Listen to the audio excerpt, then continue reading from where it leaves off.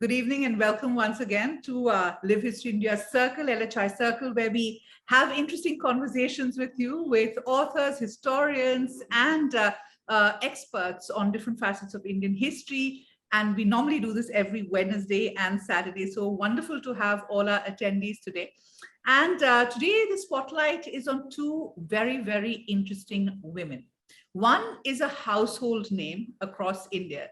The other was sidelined and pushed into the margins of history pretty much within years of the revolt of 1857. We're talking about Begum, Hazrat Mahal of Awadh, and of course, the folk hero, Rani Lakshmi Bai of Jhansi. Joining us today is author and historian, Dr. Rudrangshu Mukherjee, who's perhaps done the most seminal work on the revolt of 1857, done 6 books, 4 decades of research, and has the most amazing insights into what happened over not just the course of what we normally think of as 1857, which is till the fall of Delhi, but really all the way to November 1858, when Lucknow finally fell. Also joining us from Lucknow is a very special guest, senior bureaucrat, history buff, somebody who's spent a lifetime following history, Mr. Wajahat Habibullah. In fact, he is also on our advisory board at Live History India, so we lean a lot on him for his wonderful perspectives. He's done a lovely review of Begum and Rani, and so it's great to have both Dr. Mukherjee and Mr. Habibullah with us today. Dr. Mukherjee, let me start off with you. You know, when I was looking at this book, I was wondering why it took you so long to do this book, because these women are such fascinating characters in their own, even though we think we know so much about Rani Lakshmi Bai, actually, we don't know that much, because as I was going through a lot of the correspondence that you have cited, the details of how the revolt kind of panned out, you realize that there is so many facets to this very interesting woman that we don't know about. Hazrat Mahal, as you rightly said, has been completely relegated. So after 6 books, you're looking at these two very interesting women. What took you so long, and what stood out for you when you were researching this book? Well, I came to it, as you say, slowly, but there is a logic to the process. My principal interest initially, and still not initially, on the revolt of 1857 is to see it as a kind of a manifestation of popular resistance to British rule in the 19th century, a culmination of a localized protests and resistance to British rule, which then in 1857-58 engulfed practically the entire Gangetic Plain and North India. So that was my principal interest. So naturally that drew me to Awadh, which according to all accounts was the principal theater of popular resistance in 1857. So my first book is on Awadh. Awadh in Revolt, 1857-58, a study of popular resistance. I think the title gives it away, the geography as well as the line of argument. So that was my initial interest. I looked at Awadh, and in that book, I must confess now, looking back, Begum Hazrat Mahal is there, but she is not the focus. She's very much there. Then I was looking at other aspects of popular resistance, particularly how the rebels used violence. That led to my second book, Spectre of Violence, the Massacres of Kanpur.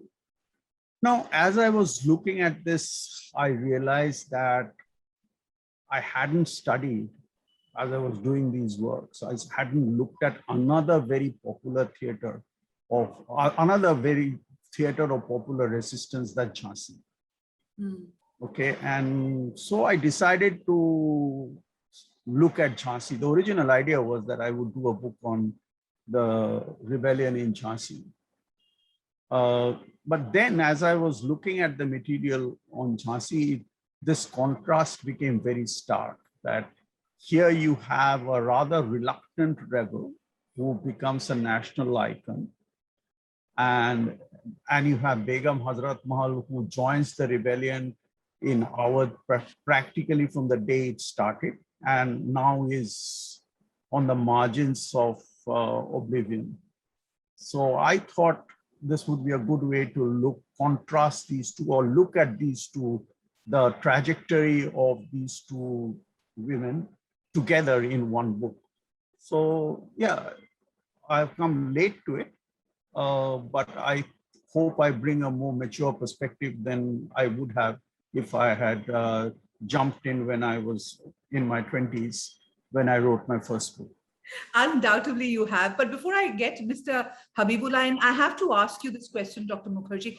You know, you rightly say that a lot of our understanding of the revolt of 1857 was because of or attributed to the British writing on it, you know, because most of the rebels were so illiterate, they didn't really leave records. What are the challenges for a historian when you're looking at this kind of body of work? Because over the last 4 decades, you've done such a lot of interesting work from local sources, from, you know, peasant movements, etc. What are the challenges that you faced? So the first challenge, of course, is we are looking at the archives, what I call the archives of the victors. So to sift the bias, you know, the phrase that was coined, I think, by Ranajit Guha was how to read the prose of counterinsurgency.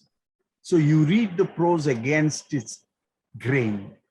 The grain is to glorify. If you read it with the grain, you are actually looking at a prose that glorifies British triumph, British endurance, British military tactics. But in the process of doing that, because they're trying to glorify their own achievements, they're also telling you what kind of resistance they actually encountered. So that allows you a perspective into what the rebels were doing. So if you sift that bias aside, that triumph and glory, it's pomp and glory, if you sift that aside and just look at what they were telling you about the rebels, how many of them were there, where they were located, what kind of arms they were using, it's, you know, so then you get a picture of the nature of the resistance, the nature of the popular participation. And I want to make this point because I don't think this point is made sufficiently. A few years ago, and very justifiably, there was a lot of talk with William Dalrymple's book on Bahadur Shah, that there's a lot of Persian material, Urdu and Farsi material that exists, at least so far Delhi is concerned. Now, as Dalrymple's book shows, having looked at that archive through a translator, as that archive doesn't really alter our understanding of 1857 in any major way. It enriches in terms of detail. But what historians who have been looking at the revolt of 1857 from the rebel perspective, what they have written so far is borne out by what Dalrymple unearthed from those Farsi and Urdu records. But as I said, we were enriched in detail as well. So it's not as if the archives of the victors cannot tell us anything about what the rebels were doing in 1857-58. It's a very rich archive, and I think there's still a lot of work to be done in those archives for various different theaters. I think, for example, there's a book to be written about Kumar Singh in Jagdishpur in Bihar. Only one book exists on him, and that book was written in the 1950s. So we need to look at the records regarding the uprising in Jagdishpur. Kumar Singh was a remarkable figure. He actually marched in those days from Jagdishpur via the top of what is today Madhya Pradesh, and then came to Lucknow and fought in Awadh against Colin Campbell's troops. So it's a historic march. about which we need to find out more details and why he undertook this march. I have some guesses and speculations about it, but I need to look at the records if again I go back to 1857. Right, and that's probably your next book, Dr. Mukherjee. But No, I don't. No, I don't think so. I think I'll give 1857 a bit of a rest. No, please don't, because I do think that this also underlines another facet, which is that Lucknow becomes the epicenter of all the rallying rebels. And once Delhi falls in September, October, Lucknow is the center, not the epicenter. The next 10 months. 10 months. Mr. Habibullah, let me get you in here. In fact, Mr. Habibullah will today join me as a co-anchor questioning Dr. Mukherjee because he loved the book so much. And really, Mr. Habibullah, this is a seminal work on Begum Hazrat Mahal, because I haven't come across a work on Hazrat Mahal like we were discussing before. And that is why this book is so important. But tell me, what amazes me is why there is such little, public discourse or analysis or the so kind of folk hero worship of Begum Hazrat Mahal in Lucknow, in Awadh. Why don't people remember her enough? Though you do come across the name Hazrat Mahal often enough in Lucknow. I think, Professor Mukherjee himself has answered this question in his book in the last chapter, which is also the longest chapter, Afterlife. And he has discussed the question of the writings on Lakshmi Bai, the earliest of which apparently was Rabindranath Tagore. Yes. And of course, there is that huge work of Veer Savarkar, the first Indian War of Independence, in which what was described by the British as a mutiny began to be seen as, in fact, a war for independence and the resistance tyranny, which of course the professor had brought out so clearly. But in this case, the interesting thing is, of course, yes, the importance of Hazrat Mahal is discussed in the book, and there are reasons given. I would recommend that instead of my trying to explain this, there are reasons given, and very, very cogent and convincing reasons as to why this is the case. Lakshmi Bai was a warrior in the field. Her whole strategy, her whole claim to the iconic sort of image which she has built is the fact that she was a martyr to the country. Begum Hazrat Mahal was a person who started life as a wife, but then rose to become a leader.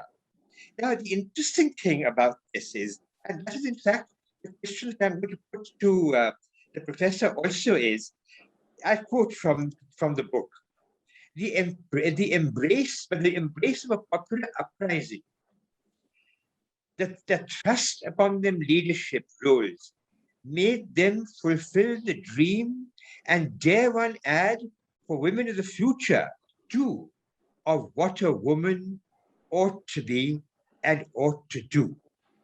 So the point that I would like to mention to you here, and also now put this as a question to the professor, is that this book brings out clearly what a woman, an Indian woman, both were Indian women, as he mentions, both a very ordinary background. Not the Rani Lakshmi Bai was a Brahmin, but not of the top aristocracy, of the middle level aristocracy. But and unusually for a woman that was also trained in the martial arts and was a great horsewoman. But Begum Hazrat Mahal was a Tawai, a professional Tawai, an expert in her field, but nevertheless not trained to be a ruler. And how she takes over the leadership. And both these women thrust into leadership. How did they become leaders? Because they were able to command a following of the public, and Professor Mukherjee has mentioned that resistance to tyranny is always a collective act. So this is a position of two women leading a collective act of resistance to tyranny. And he has said in 1857, the resistance of common people made leaders of obscure royals. So my question to Professor Mukherjee here is, how do you explain the fact that these two women, royalty, isolated from the public, could so command the following which the public gave them. Even though you may now say that Begum Hazrat Mahal is not given the credit for what she did, but certainly during her time, her ishtihars, as you mentioned, were followed without question by the people of Lucknow. So, yeah, I would like to comment. First, I would like to clarify, because this could be a misunderstanding, that Savarkar, in his book, actually wrote about Begum Hazrat Mahal. You know, we nowadays paint Savarkar as some kind of prophet of Hindutva and therefore hater of Muslims and Muslim baiter and so on and so forth. That's a later phase in his life. But in 1909, when he's writing very deliberately, he's saying that this was a war in which the Hindus and the Muslims fought together against British rule.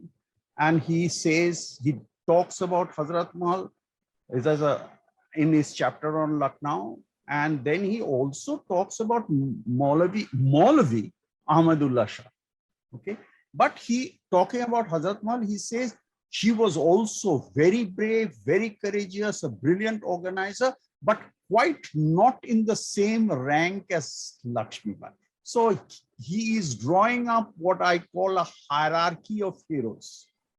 Okay. So let's give her Savarkar that credit, that he actually recognized Hazrat Mahal's contribution to the revolt of 1857, as indeed did Rabindranath Tagore. Rabindranath Tagore didn't mention Hazrat Mahal, but didn't discuss Hazrat Mahal in his essay on Lakshmi Bai in 1878.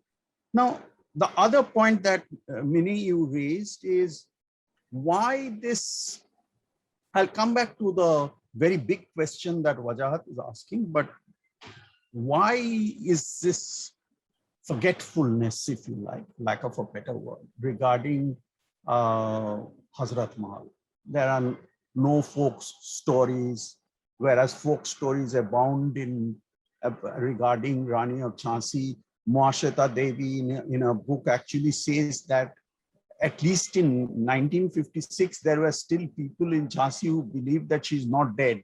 And on a moonlit night, you could actually see her walking on the ramparts of the fort of Jhansi. Okay, reminiscences of Subhash Bose not being dead and all that. You can draw whatever parallels you want to draw, but nothing about like this or about Begum Hazrat Mahal. And the very remarkable fact is that when Jawaharlal Nehru wandered among what he called wandered among the Kisans, and he recollects those days in his autobiography over 2 chapters, he doesn't tell us that the peasants there in Raebareli, Sultanpur, Pratapgarh, and so on, Jaunpur, and so on and so forth, these were stamping grounds for Begum Hazrat Mahal. That's where she drew her support, that the peasants of that area spoke about Hazrat Mahal at all. So this is the question you are asking, why this forgetfulness? Yes. Now, the only answer I can give you is to quote a folk song, which I do in the book, and William Crook collected these folk songs. The lines, the relevant lines run like this: what kind of bravery did Birjis Qadar, the queen and the queen show? Her name has remained in the world. Who will ever show such courage? Last line is very significant. When the queen had fled, what fight was possible? When the queen had fled, what flight was possible? So I think flight, that she left the battlefield, forced to leave the battlefield, whatever. She didn't embrace death. She embraced obscurity in the forests of the Terai in Nepal and died in penury, in terrible conditions. That is probably one of the major contributing factors to her being relegated to oblivion.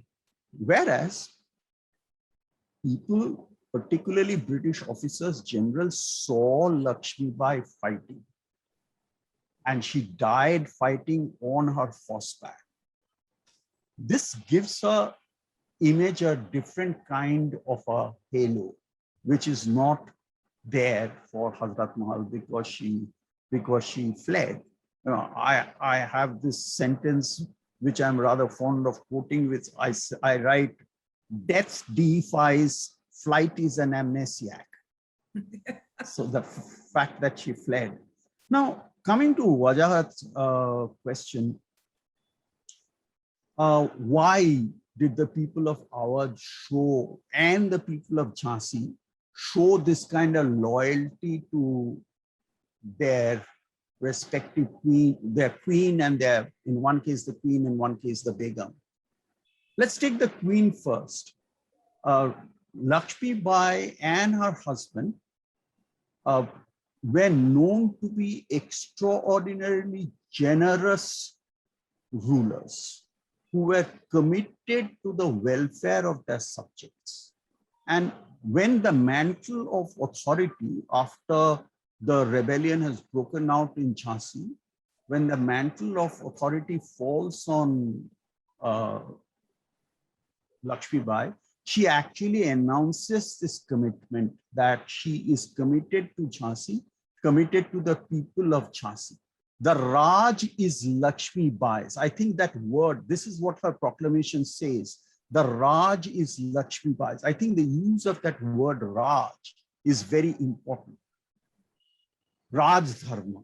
So we have to look after the people, our subjects, the people over whom we rule.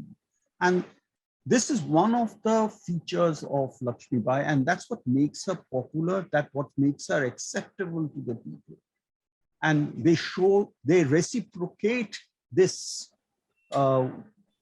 aspect of her authority by showing their loyalty to her. They do not desert her in the moment of her extreme need. So that, I think, is part of the explanation for the popularity, the popular support that Lakshmi Bai drew in her kingdom.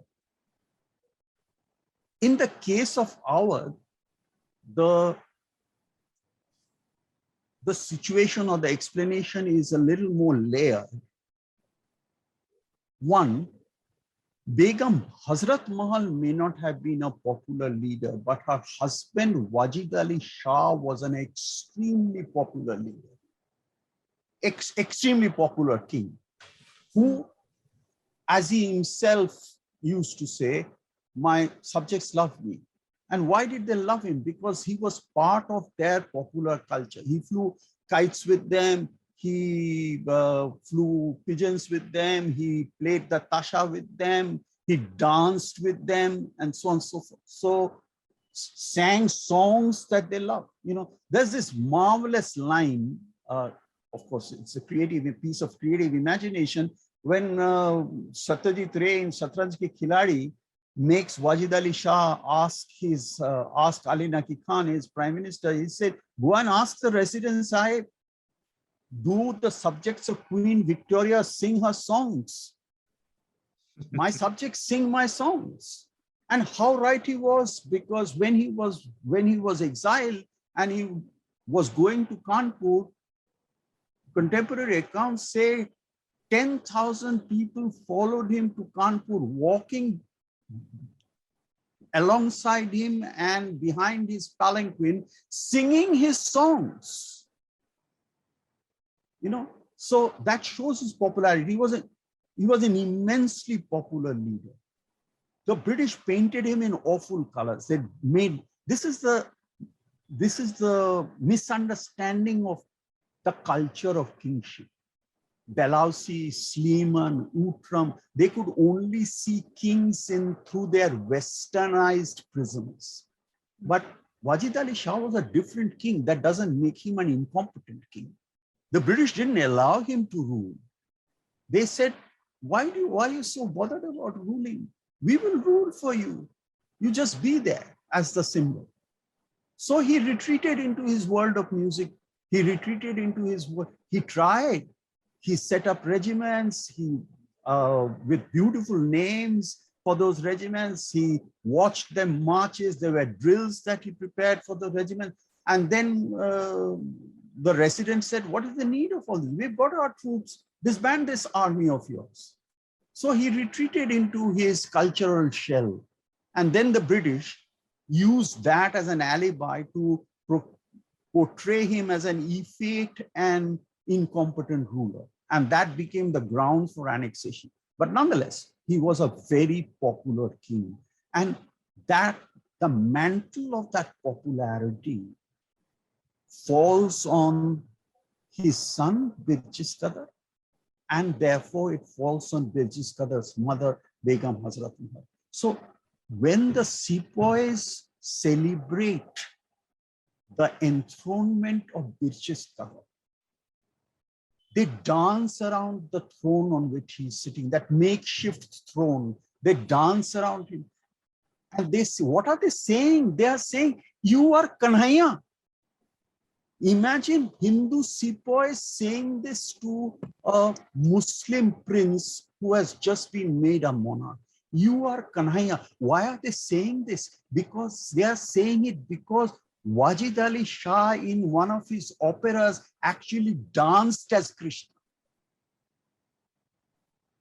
So when we talk about Hindu-Muslim separatism, sectarian violence, this is a legacy that we completely obliterate. This is not what India was like. Hindus and Muslims might have had different religious faiths, but they lived together, they loved each other, and they participated in the same culture. So that is the mantle that falls on Birjis Qadar, and therefore in transit, as it were, in transition, it falls on, by transference, it falls on Begum Hazrat Mahal. And that's one layer. The other layer is the fact that Wajid Ali Shah also enjoyed tremendous support in the rural world of Awadh from the Talukdars. And the Talukdars actually sent a message when the annexation was announced. The Talukdars sent a message to the court of Wajid Ali Shah saying, you give us the order, we are ready to resist the British army when it enters Awadh. Wajid Ali Shah doesn't take that offer. Why doesn't he take the offer? Because for 3 generations or more, his predecessors had seen the British as friends and allies. For him to attack a friend and ally was a dishonorable act. I think this notion of honor is very, very important. The British could be dishonorable, but the monarch of Awadh could not, the king of Awadh could not be dishonorable. That was not part of his adab, if you like. That was not part of his culture. He had to be honest to himself. That is why he says, you take my crown if you want to, but you cannot take away my honor. So there were ties of honor that also linked the Lucknow court to the rural world of Awadh, particularly the Talukdars. And this was expressed by the famous statement, which I quote in the book. I don't want to, I can read it out to you if you want. It's a very moving statement by Hanwant Singh of Kalakankar, the Talukdar of Kalakankar, whose descendant was Wajat. You might have served under him, Dinesh Singh, Of course. who was the Minister of External Affairs under Indira Gandhi and under Narasimha Rao. Didn't serve under him, but I knew him well, yes. Yes, you must have known him. So Hanwant Singh is one of the forefathers of Dinesh Singh, the Talukdar of the Raja of Kalakankar. Now, when the mutiny took place, broke up in Raebareli, the settlement officer, Captain Barrow of Raebareli, came to Kalakankar Hanwant Singh for shelter because he knew he was going to be killed. He and his wife and his small son. Hanwant Singh gave them shelter, kept them in his fort, hid them in his fort. And then when he thought that the moment was opportune, things had calmed down, tempers were cool, he arranged a boat for them and sent them off to Allahabad. Now, before boarding, Barrow asked Hanuman Singh, so now that I am going, and thank you for the shelter, what are you going to do? And Hanuman Singh made a statement to Barrow. He spoke to Barrow, and Barrow wrote this down immediately after. So it's fairly reliable. And this is what he said, the gist of it. He said, Sahib, you came from nowhere, removed our king, took away my land which had been with my family for generations. You dismantled my fort and the forts of others like me. Then the people of the country rose against you. You came to me for shelter. It was my sense of honor that made me protect you. You had come to me as a guest, helpless guest, looking for shelter. I acted according to my honor and protected you.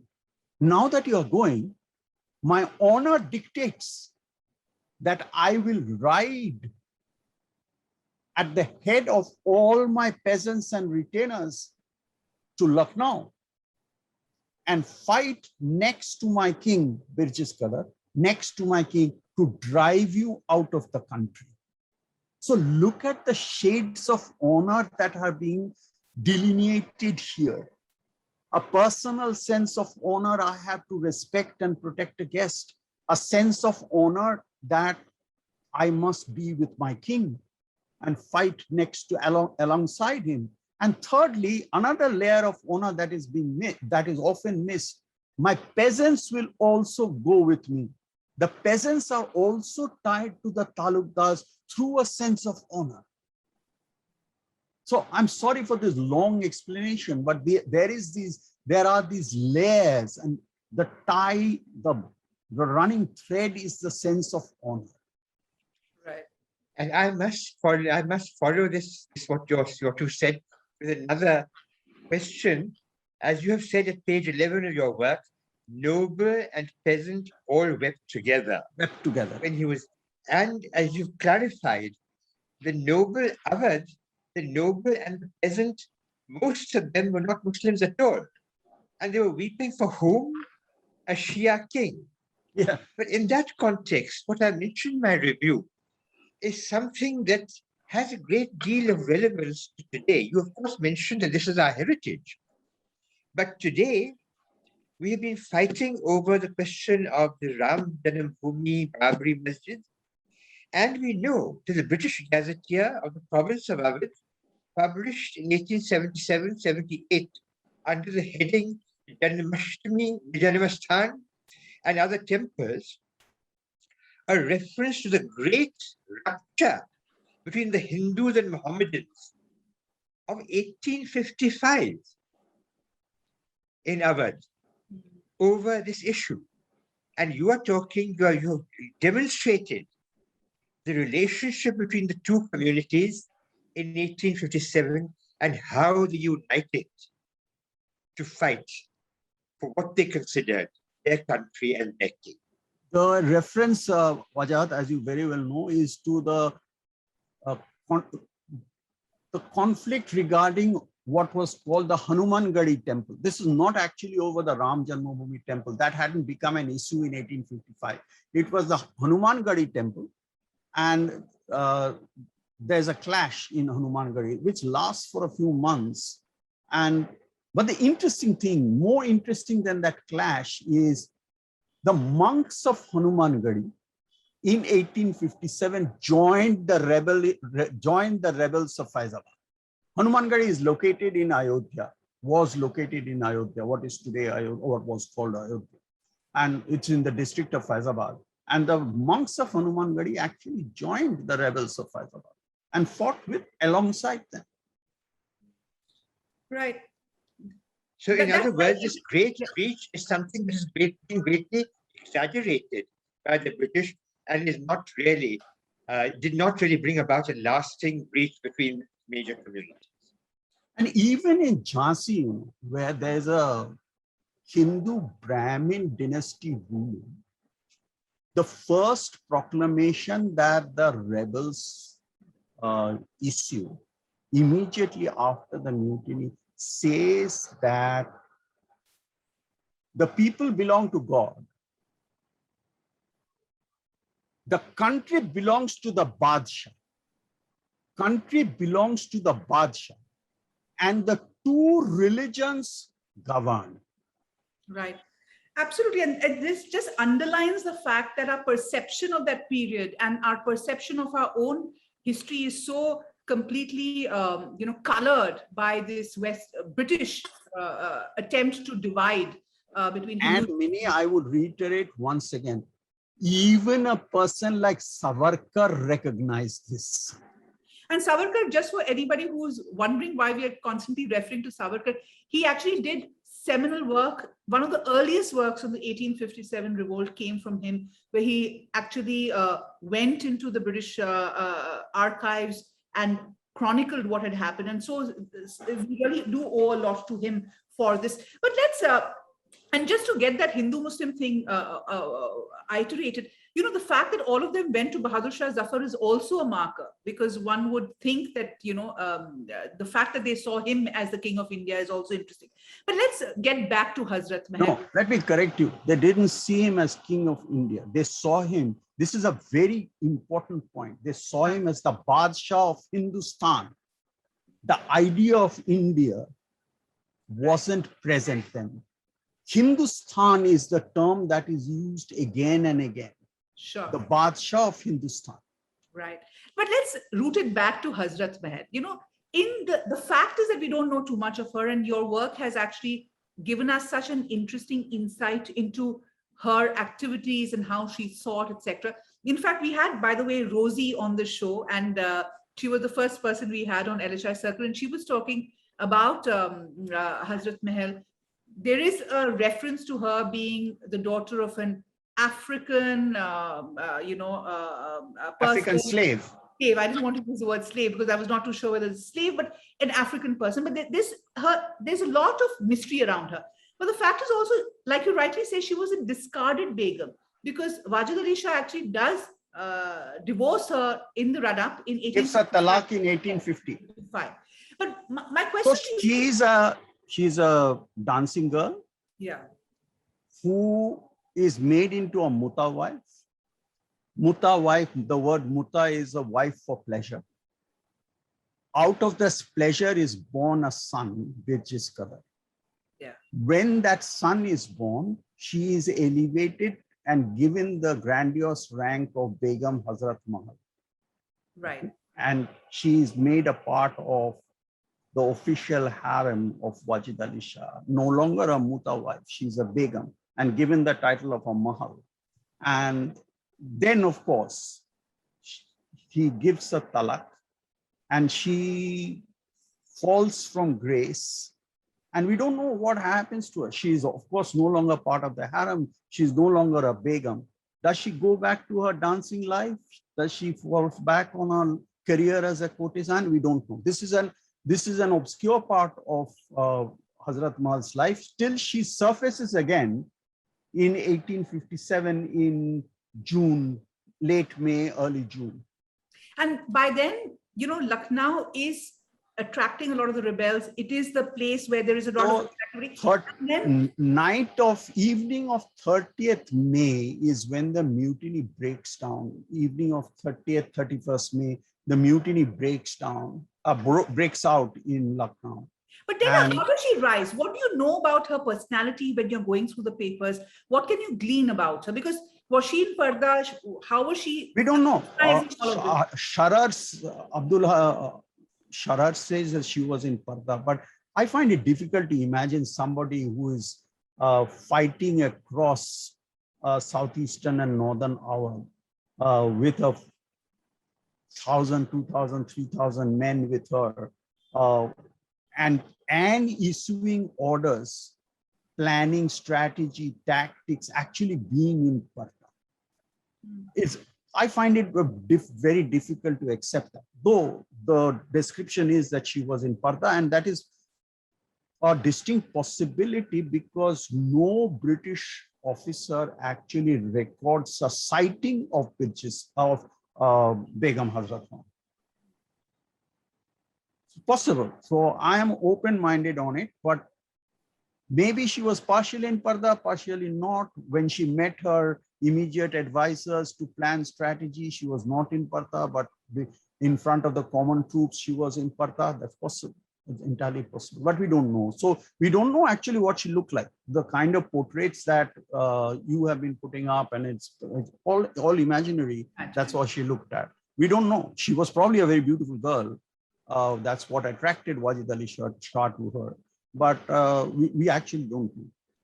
And neither do we know what Lakshmi Bai looked like. Neither do we know what Lakshmi Bai looked like, except for John Lang, a very prejudiced male gaze.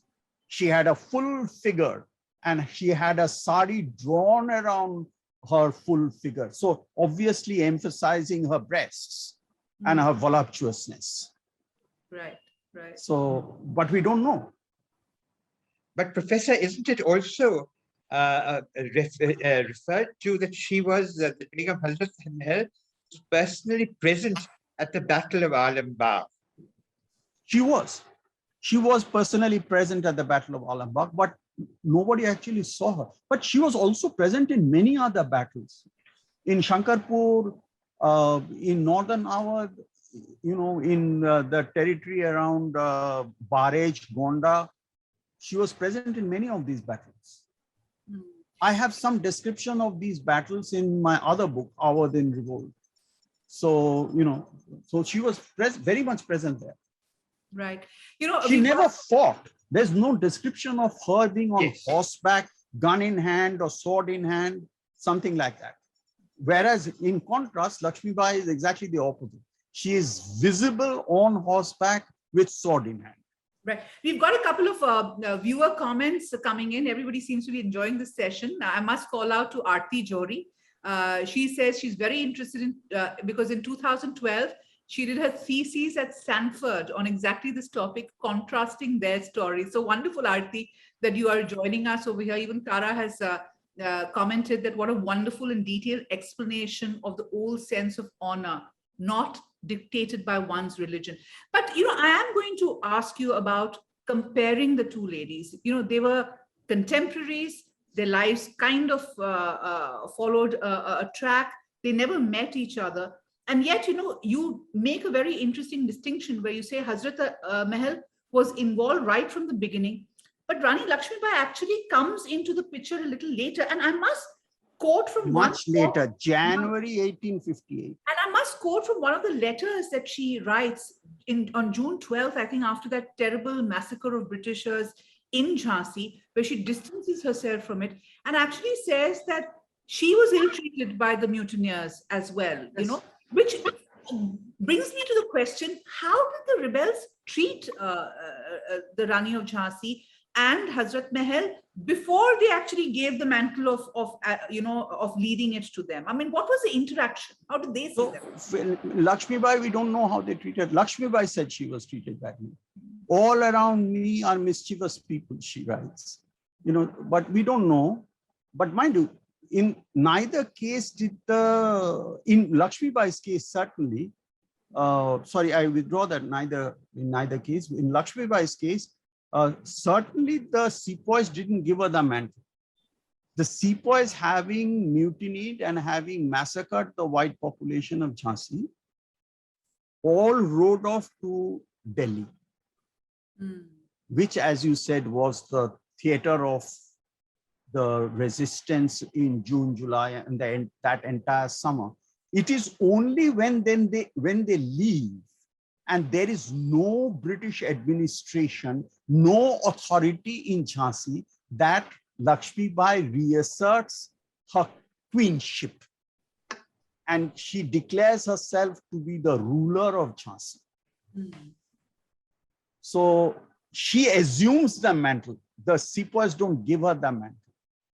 In So the relationship in with the Begum sepoys- Hazrat Mahal's case or Birjis Qadar's case, the sepoys actually give him the mantle of leadership.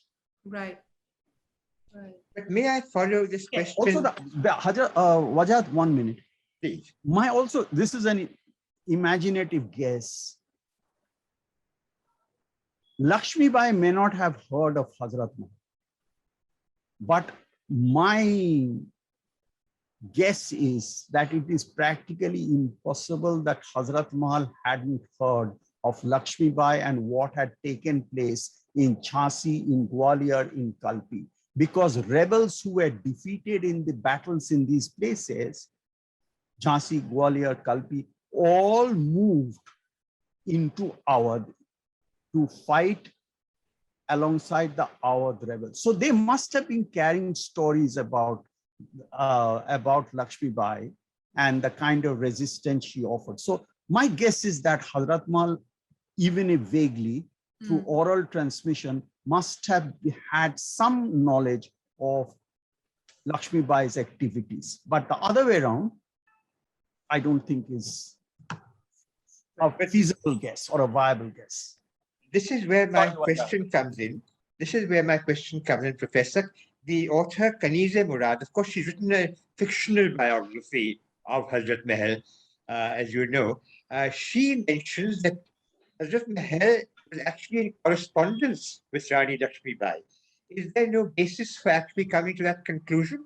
No, there's no basis. I mean, the more famous account, again, fictitious, is Mulgaonkar, The Devil's Wind, where he also paints a picture like this, that Nana Sahib and Lakshmi Bai were childhood friends, and they were in constant correspondence, and also with Hazrat Mahal, etc., etc. I mean, I haven't found anything to support this. It's a very interesting and a very poignant recreation of the ambience of 1857, but alas, it has no historical ballast to do it. Right. Let's get back to the 10 months after, when Lucknow was, as you rightly said, the center. How do things pan out? What was the last dance like? And what was Hazrat Mahal's role? Because she had a troubled relationship with the orthodox elements over there, but there was a there was a change in perception about her. How did the last couple of months pan out? So to explain the last couple of months, we have to go back a little further. I mean, British historians describe the takeover of Lucknow in two phases, what is come to be called the first relief and the second relief. The first relief happens around July, when Outram enters the residency, okay, breaking through the rebel surrounding the residency, enters the residency, but he can't get out. Okay, so that actually aggravates the British situation within the residency. So it's not a relief at all. Then there is a second relief in November 1857, when Campbell's troops enter Lucknow, practically opposed through hand-to-hand fighting in every gully, in every alley, in every street of Lucknow. And that's how the residency is actually taken back by the British and evacuated. Now, and then takes place for over 10 days, the plunder of Lucknow. The British army, Campbell's troops, in fact, cease to be an army. They're just a bunch of, it's a mob, a looting mob. And taking advantage of this, the troops, among them Hazrat Mahal and Birjis Qadar, they actually disperse into the Awadh countryside. So this is a part of two processes. When the rebellion started in Lucknow, troops from the talukdars, peasants, retainers from the districts poured into Lucknow. witness Hanwant Singh. I'll march in front of my. In November, exactly the opposite happens. The rebel pour back into the countryside, and the rebellion or the resistance takes on a guerrilla character. Hit and run. We are not going to confront the British in one massive encounter. We will harass them at every point. In fact, one of Begum Hazrat Mal's orders is that, not Begum Hazrat Mal's, it's Khan Bahadur Khan's order to the rebels in Lucknow: harass them wherever you can. Okay, and that's what happens right through across our. And Hazrat Mal is the center of this resistance. But by this time, Campbell's troops, once having looted Lucknow, are now given shape, and they become an army again, and they begin panning out into the Awadh countryside to suppress this guerrilla uprising. And their target, of course, is Begum Hazrat Mahal and her loyal band of Talukdars, particularly Beni Madhav of Shankarpur. And they begin to flank her in from the east and the west, so that she is actually cornered in Gonda Barrage. And it is from Gonda Barrage where she sees that her support base is now reduced to 700, 800 people. She sees that her options are closing, as the British want her to do. And she knows that surrender would lead to death of herself and her 9-10-year-old son. She doesn't do that. She retreats into the Terai forest in Nepal. That's how it plays out. Right. And her. So look at the parallel here again. Lakshmi Bai, when Jhansi is conquered, the fort is taken, she also goes into the countryside. Yeah. She goes into the countryside around Kalpi, then again into the countryside of Gwalior. And that's where she dies. She dies outside in the rural environs of Gwalior. And yeah, she dies in battle and becomes In legend. battle, yeah. But let's go So back. the story is that she was on a horse, and there was a ditch, and the horse had to jump over the ditch, and the horse hesitated. And it was at this moment that a sniper shot her. Right. But let's look at Hazrat Mahal's last days in Nepal. You know, it's a very tragic story. The little that has been written of her, you know, describes her as star-crossed, somebody whose luck just ran out.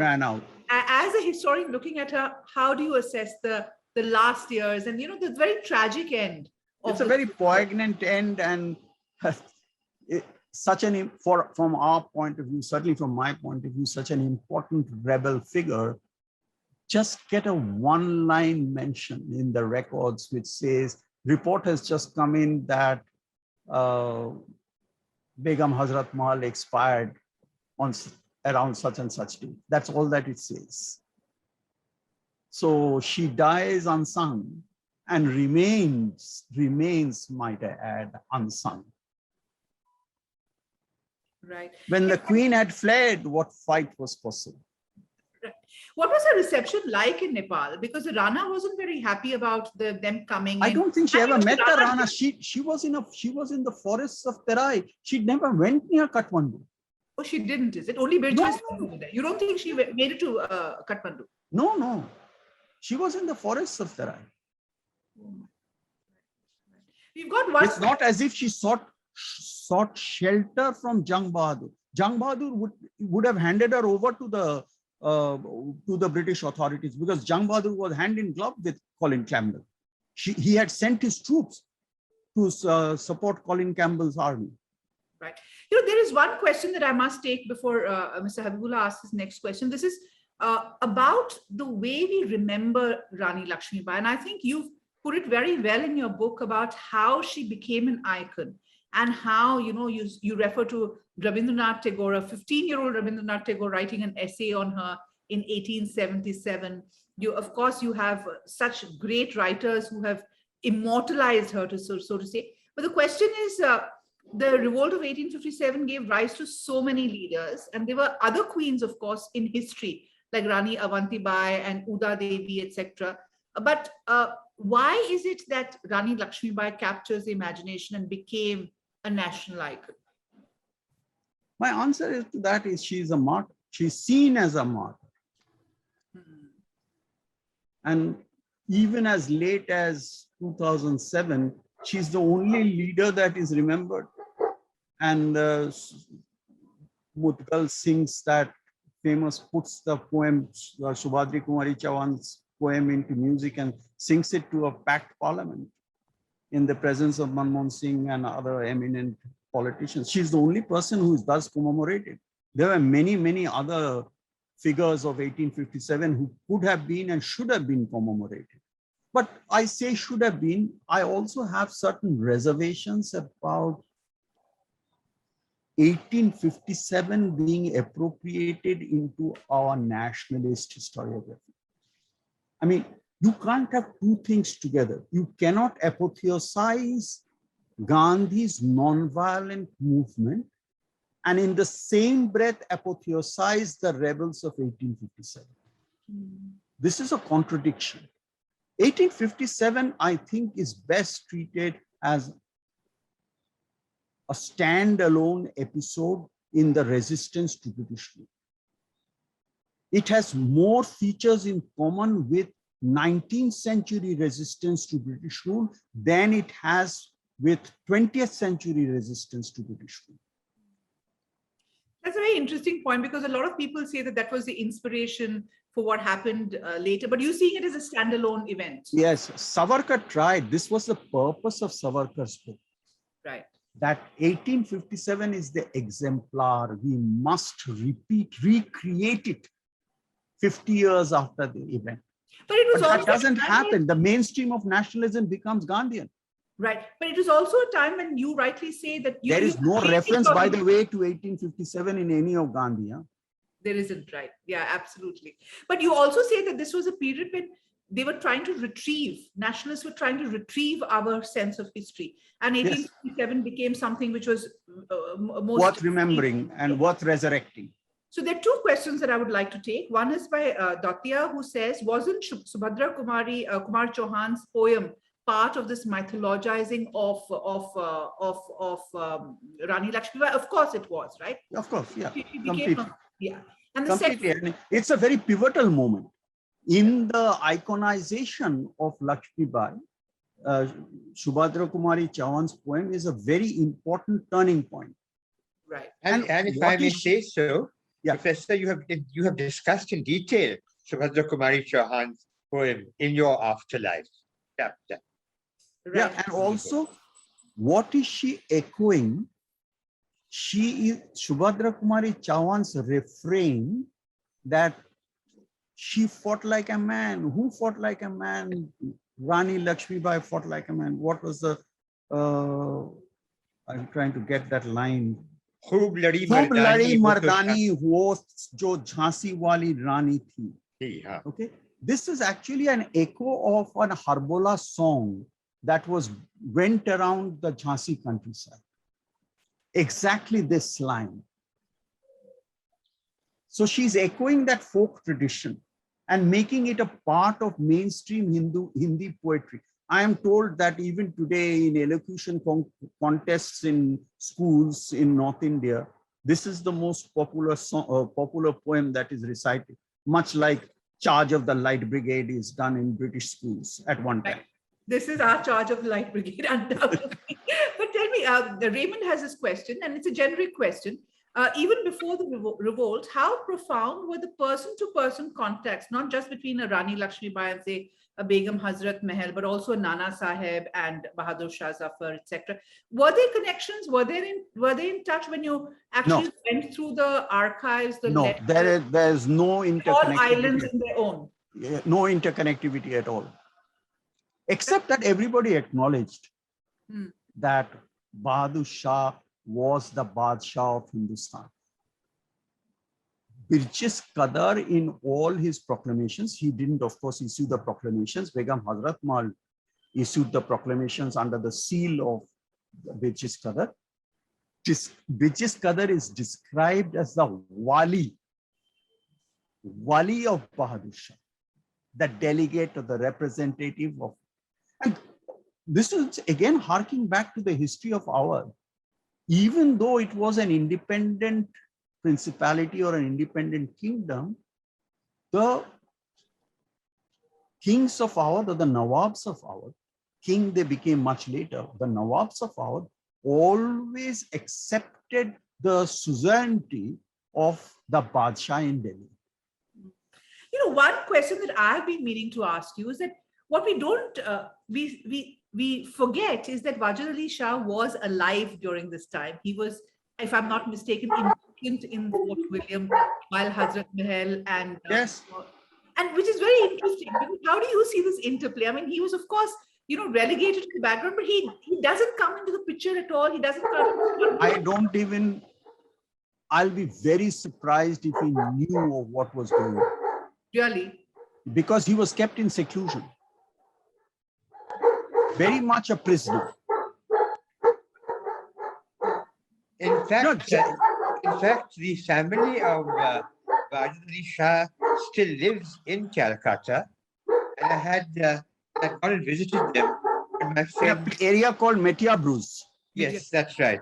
And when my friend, our common friend Gopal Gandhi was governor, he had organized for me to go and actually call on the family. And the old palace that had been built by Wajid Ali Shah had been demolished. They were building some new home, but Imam Bara built by Wajid Ali Shah still very much in existence. But of course, and you have not dealt with this aspect in your book, Professor, but Rajesh Qadar, after the death of his mother, went to rejoin his family, rejoin his father in Calcutta. But unfortunately, he died of poisoning in Calcutta. Right. Possibly administered by members of his own family, coveting the pension that Wajid Ali Shah was given, having abdicated the throne of. Because that pension would have come to Birjis Qadar if Birjis Qadar grew into adulthood. Yes, and therefore, I think he was poisoned. But of course, the descendants, the family of Wajid Ali Shah, the descendants, are married with descendants of Tipu Sultan. Yeah, So that's right. interesting. There are two related questions, and I think we'll wrap this. One is Sumit Mitra, who's asked, how do you see 1857 and the battle in the context of what was happening to Britain, or what were the global forces in Europe? How significant was it? Was it only significant because it was India-centric? Of course, remember, it was the East India Company. It wasn't the British who were part of it. That's just a technical differentiation. It was actually British rule. Okay, it was British rule, but tell me, was there any parallel that was happening? What was happening in the 19th century? No.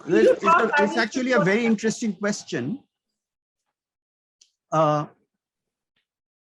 In spite of the rivalry that existed through the 19th century between France and Britain, more than one company of troops were allowed to travel across France to board a ship to cut short the journey. But having said that, these were not troops that were intended to come to India. These were troops that were intended to go to China to suppress the Taiping Rebellion, which was roughly contemporaneous with the uprising of 1857. But when these ships dock in Colombo, the uprising in North India is in full scale. The British rule, as one British officer put it, has collapsed like a house of cards. Except in the Residency, nowhere does the Union Jack fly in North India.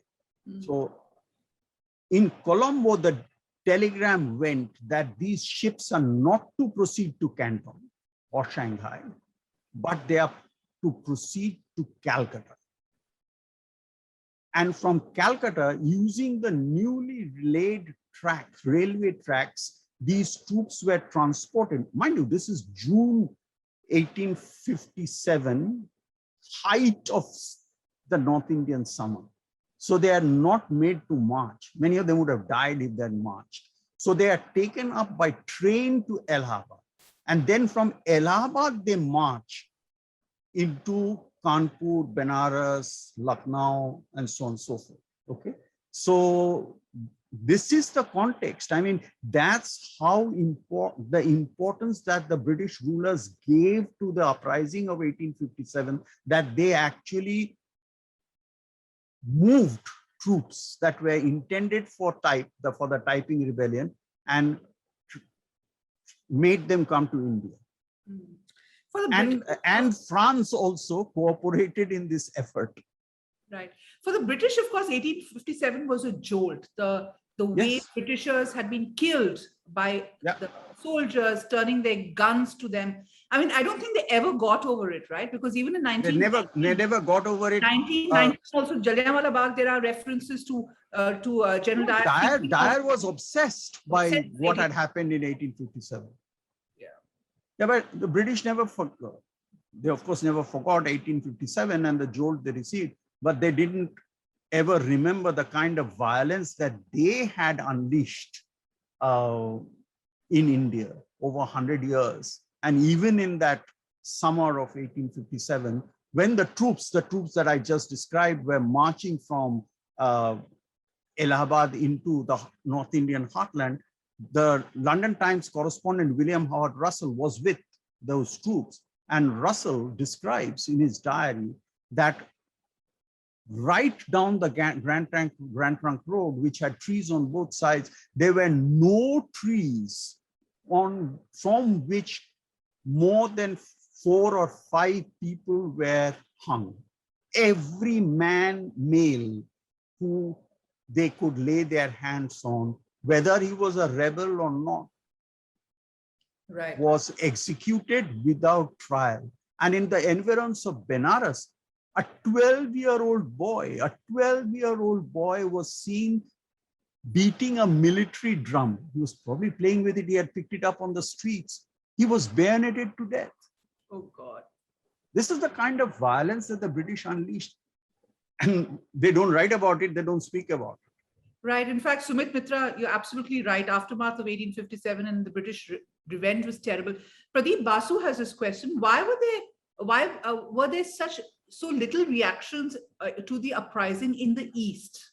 What was happening in the East at this time? I have a theory about this. Maybe this might be my next piece on 1857. I don't think it will make a book, but it can make a longish essay. The establishment of British rule in India is often seen as one episode, as if there was one British conquest of British rule in India. Actually, there were a series of conquests that lasted from 1757 to 1851. Okay. And in every phase of those conquests, region by region, as the British conquered each region, the British faced resistance. In Bengal from Mir Qasim, in Mysore from Tipu Sultan, in Western India from the Marathas, in Punjab from the Sikhs, right?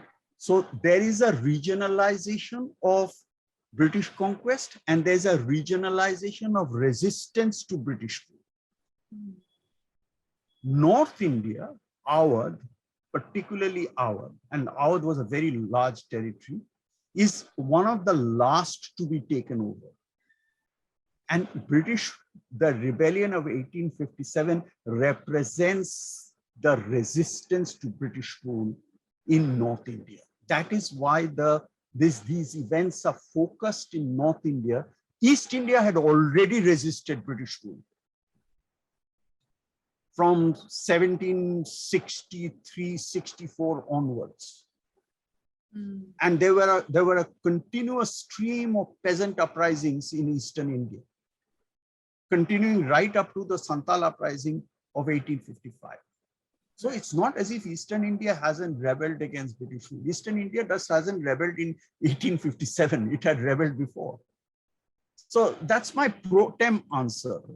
I want to emphasize that to Pradeep Basu, I'm not casting this in stone. This is a hypothesis that I would like to examine at some point of time. Wonderful.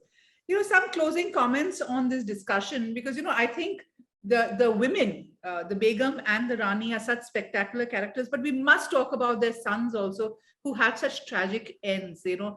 Habibullah referred to Birjes's death. It was some kind of a murder, perhaps poisoning in Calcutta at that time. And of course, Damodar Rao, who is the Rani of Jhansi's son.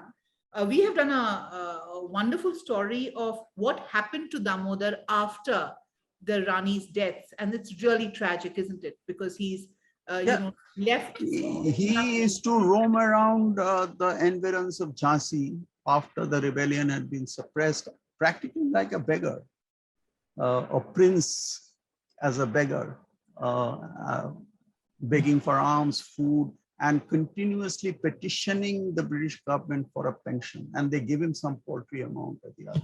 Now, this is the irony. I want to end it with this irony. Or if you like, it's not an irony. There is a, in Hindustani classical music, everything comes to an end with a particular rhythmic structure coming to an end. So this is the end of it, as it were. Everything falls into place. Lakshmibai was a pensioner of the British government. However reluctant she might have been to accept the pension, she was a pensioner, as had been her husband, pensioner. Their son becomes a pensioner of the British government, right? Birjes Qadar was offered a pension. You surrender, we will give you a pension. She spurned it. Okay? She didn't want to become a pensioner of the Sarkar that had overthrown her husband and taken away his ancestral kingdom.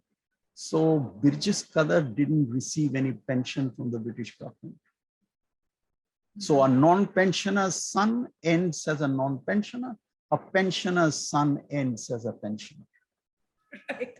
Mr. Habibullah, I'll also let you have the last word on this, because when we were setting up this session, we were talking about how a film needs to be made on Hazrat Mahal, how she has to be brought back into public memory. And, the other person on our advisory board is Mrs. Shyam Benegal, I must point it out. And Mr. Habibullah was saying that we must try and get Mr. Benegal to actually work on something like this. How wonderful would that be, right? The film that of Shyamji that I have admired most, possibly because of my own belonging to Lucknow, is the film Junoon.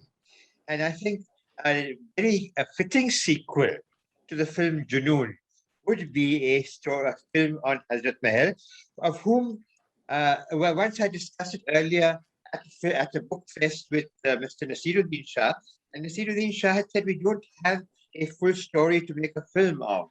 I think now that the Professor Mukherjee has written an expanded history of Begum Hazrat Mahal, of course with a lot of loose points you were mentioning, her origins and so on. Michael Edwards, for example, treats her as having been a Nepalese who became a Muslim and then became a courtesan became a wife in the Darbar of Bajali Shah. But there are different theories. But it is the substance of a great film, and it would be a challenge for one of our finest actresses, certainly. There's one point which I felt I might emphasize here, and this is to do with in the context of our discussion. I think that we must also learn from 1857. It was, as you said earlier, and as was also appreciated by Professor Mukherjee, the greatest threat that the British Empire had ever faced anywhere in the world, 1857. The British Empire came close, East India Company came close to a rout, which made it necessary for the British to actually annex the government of, otherwise it had been after that time what had been described by Dalrymple as a tyranny, as an anarchy. Now, therefore, the years after that, they devoted to cultivating differences between India's two largest communities. As you will have noticed, that the two, and Professor Mukherjee has pointed out that the slogan was that the two religions will rule, and therefore, after 1857, constantly the India School in Calcutta worked on this to create a division between our communities, between the two largest communities in India. Unfortunately, you find an echo of that even in present time. And an echo of that, in my view, certainly was the partition of our country. I think the lesson that we can draw from Professor Mukherjee's work is that we are one people, our interests are one, and we will move forward only when we realize that we are a unified community. Right. And that's why the lessons from history are so important, Mr. Habibullah and Dr. Mukherjee. And many, many thanks for this great work that you have done on 1857, Dr. Mukherjee, because it's really opened up so many areas which help us understand the making of modern India as we know it, and also puts a spotlight on so many people who actually contributed to this journey. Dr. Mukherjee and Mr. Habibullah, many thanks for joining us today. Really enjoyed this session, and I hope to have both of you as active members of our LHI circle, and here's to many, many more discussions with you. There's so many aspects that I wanted to cover, Dr. Mukherjee, but I will get more time from you for that. Many thanks for joining us. And thank you also to the audience members who have been so patiently sitting with us and participating in this discussion. Thank you, Professor, Waja. and Thank you, Mini. Thank you. Thank you, Mini. It's been a pleasure talking to you. Yes, Thank you. absolutely.